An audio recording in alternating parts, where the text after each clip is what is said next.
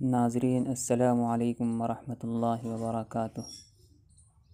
آپ تمام حضرات کا اسلامک ہسٹوری میڈیا میں خیر مقدم ہے۔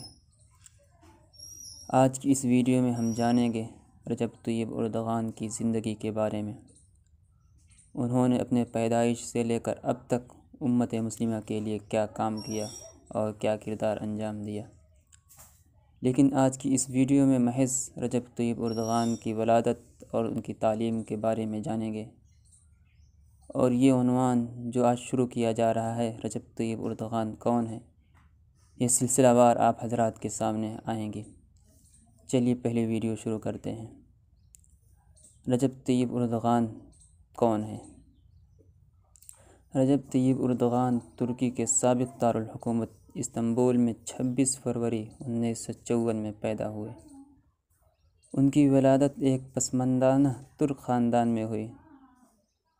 ان کا بچپن بحر اسود کے کنارے آباد ریزہ کے علاقے میں گزرا، جہاں ان کے والد ساحلی گارڈ کی خدمت انجام دیتے تھے۔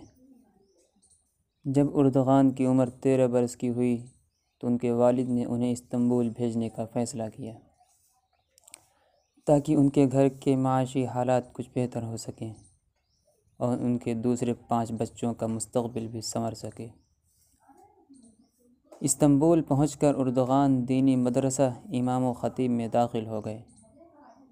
وہ اس زمانے کا ایک واقعہ ذکر کرتے ہیں کہ ایک روز دینی تربیت کے استاد نے عملی مشق کے گھنٹے میں مطالبہ کیا کہ کوئی طالب علم نماز کی امامت کرے، تو اردغان نے یہ ذمہ داری قبول کر لی، لیکن جب مدرس نے ان کو ایک اخبار دیا کہ اس پر وہ نماز ادا کریں تو اردغان نے یہ کہہ کر انکار کر دیا کہ وہ اس اخبار پر نماز نہیں پڑھ سکتے، کیونکہ اس کے صفحات پر بے پردہ عورتوں کی تصاویر موجود ہیں۔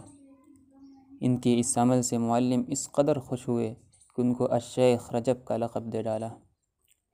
رجب طیب اردغان اس دوران استنبول میں نقشبندی سلسلے کے شیخ طریقت اسد جوشقون کی مجلس میں بھی شریک ہوتے رہے۔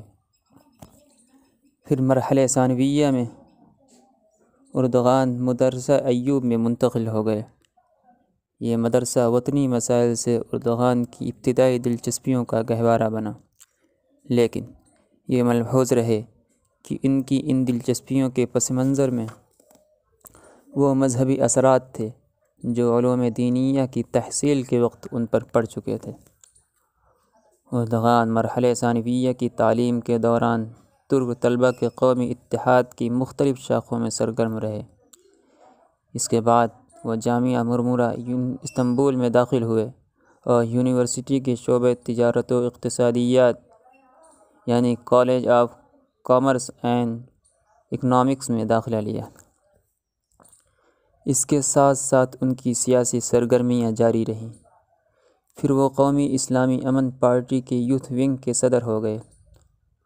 اردغان ایک طاقتور اور مؤثر شخصیت کے مالک تھے، اسی وجہ سے وہ اپنے ہم عمروں میں ممتاز منفرد تھے۔ دوسری طرف اردغان کو ہمیشہ ترک نوجوانوں کو درپیش مسائل زندگی کا حل تلاش کرنے سے بھی دلچسپی رہی۔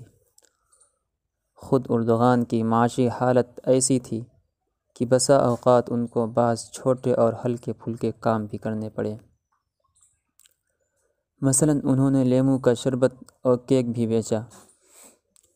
انہوں نے یہ کام محض اس لیے کیا کہ وہ اپنے والد کی مالی مدد کر سکیں اور اپنی تعلیمی مصارف برداشت کر سکیں۔ اردغان اپنی دینی تعلیم سے بہت متاثر ہوئے۔ ان کی شخصیت پر اس کے اثرات بہت نمایاں نظر آئے۔ انہوں نے پہلے بھی اس کا اظہار کیا اور آج بھی برملا یہی کہتے ہیں کہ کامیابی کا اصل سبب ایمان، اسلامی اخلاق، اخلاق نبوی اور سنت نبوی کی اقتداء ہے۔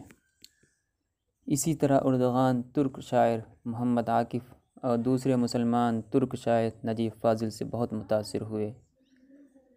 نجیب فاضل ان کے معاصر اور ہم عمر تھے۔